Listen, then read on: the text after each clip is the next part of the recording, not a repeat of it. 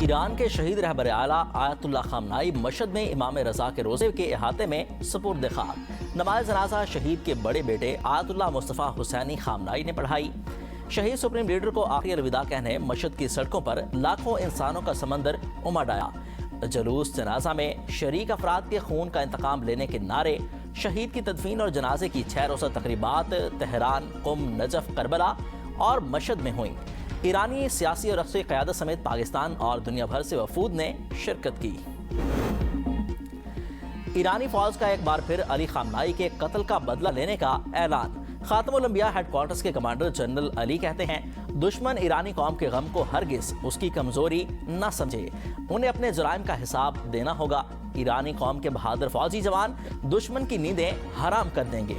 جلد یا بدیر ایران دہشت گردانہ جرائم کے ذمہ دار عناصر سے انتقام لے گا۔ پاکستان اور قطر سمیت کئی علاقائی ممالک امریکہ ایران کشیدگی کم کرانے کے لیے سرگرم۔ ایکسیوس کے مطابق پاکستان، قطر، ترکیہ، مصر اور سعودی عرب نے گزشتہ روز امریکی اور ایرانی حکام سے متعدد رابطے کیے۔ مقصد صورتحال کو مزید کشیدہ ہونے سے روکنا تھا۔ تکنیکی اور جوہری مذاکرات کا نیا دور شروع کرانے پر اتفاق رائے کی کوششیں جاری ہیں۔ ایران کے سرکاری میڈیا کی بندر عباس، قشم، سیرک، جاسک میں دھماکوں کی تردید۔ امریکی عہدیدار کے مطابق پچھلے سینٹ کام کے آبنائے ہرمز کو کنٹرول کرنے کے ایران کے دعووں کی تردید۔ کہا کہ مئی سے اب تک امریکی افواج نے اہم بین الاقوامی بحری تجارتی گزرگاہ سے 800 سے زیادہ تجارتی جہازوں اور 380 ملین بیرل خام تیل کی محفوظ اور کامیاب نقل و حرکت میں معاونت فراہم کی۔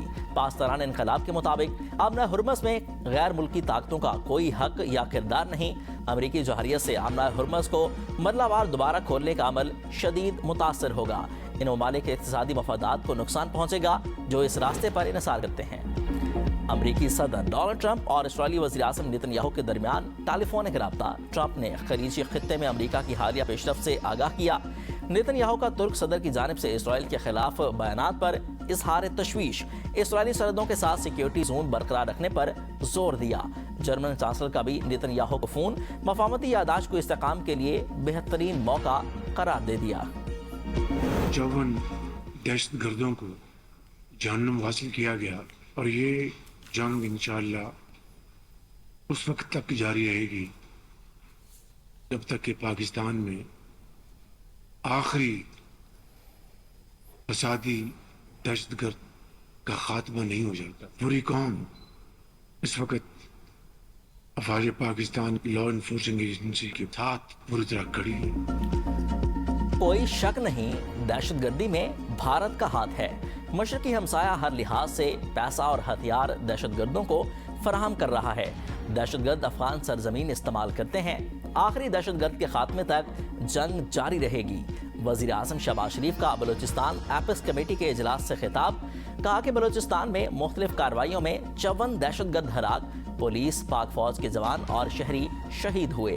شہداء کی قربانیاں جلد رنگ لائیں گی اور دہشت گردی کا خاتمہ ہوگا۔ پوری قوم مسلح افواج اور قانون نافذ کرنے والے اداروں کے ساتھ کھڑی ہے۔ پاکستان کی ترقی کا سفر روکنے کی کوشش، دشمنوں کی ہر کوشش کو ناکام بنائیں گے۔ اندرونی اور بیرونی دہشت گرد نیٹ ورکس کو کچل کر رکھ دیں گے۔ وزیر اعظم شہباز شریف کی زیر صدارت بلوچستان ایپس کمیٹی کے اجلاس میں فیلڈ مارشل سید آصم منیر، گورنر اور وزیر اعلیٰ بلوچستان سمیت قانون نافذ کرنے والے اداروں کے سربراہان اور وفاقی وزراء کی شرکت۔ اعلامیہ کے مطابق وزیر اعظم نے فیلڈ مارشل کے ہمراہ کوئٹہ شہر کا دورہ کیا اور بلوچستان کی امن و امان کی صورتحال پر وزیر اعلیٰ بلوچستان کے کوئٹہ میں دھرنا کمیٹی سے ملاقات۔ شہداء کے لواحقین نے دھرنا ختم کر دیا۔ میر سرفراز بگٹی نے دھرنے کے مقام پر جا کر مذاکرات کیے۔ شہداء کے ورثاء کو مالی معاوضہ، سرکاری ملازمتیں اور ان کے بچوں کو تعلیم کی سہولت فراہم کرنے کا اعلان۔ کہا کہ وزیر اعظم اور فیلڈ مارشل کی موجودگی میں اہم فیصلے کیے گئے۔ حکومت ان پر مکمل عمل کرے گی۔ ریاست اور صوبے کو بدنام کرنے کی سازش کرنے والوں کے خلاف آہنی ہاتھوں سے نمٹا جائے گا۔ اگر حکومت سے کوئی غلطی ہوئی تو اسے تسلیم کیا جائے اور ازالہ بھی کیا جائے گا۔ تمام وعدوں پر عمل درآمد کے پابند ہیں۔ وزیر داخلہ محسن نقوی کی بنگلہ دیشی ہم منصب صلاح الدین احمد سے ملاقات۔ پولیس افسران کی ٹریننگ اور ایکسچینج پروگرام پر گفتگو۔ سائبر کرائمز اور آن لائن فراڈ روکنے کے لیے اشتراک بڑھانے پر اتفاق۔ ملاقات میں ایران امریکہ تنازع اور مشرق وسطیٰ کی موجودہ صورتحال پر تفصیلی تبادلہ خیال۔ محسن نقوی نے کہا کہ وزیر اعظم اور فیلڈ مارشل نے مودی کو دورہ انڈونیشیا، نیوزی لینڈ اور آسٹریلیا میں تاریخی سفارتی رسوائی کا سامنا۔ علاقائی میڈیا نے گھاس تک نہ ڈالی۔ انڈونیشین میڈیا میں مودی کی ڈگڈگی بجاتے ہوئے ویڈیو وائرل۔ جکارتا گلوب اور کمپاس نے مودی کی سفارتکاری کے بجائے صرف لباس، گاڑیوں اور مندر کی تصویر کو دکھایا۔ میلبرن میں انسانی حقوق کے گروپوں، مسلم اور سکھ کمیونٹی کا پاکستان اسٹاک ایکسچینج میں کاروباری ہفتے کے آخری روز تیزی۔ انڈیکس میں 1900 سے زائد پوائنٹس کا اضافہ۔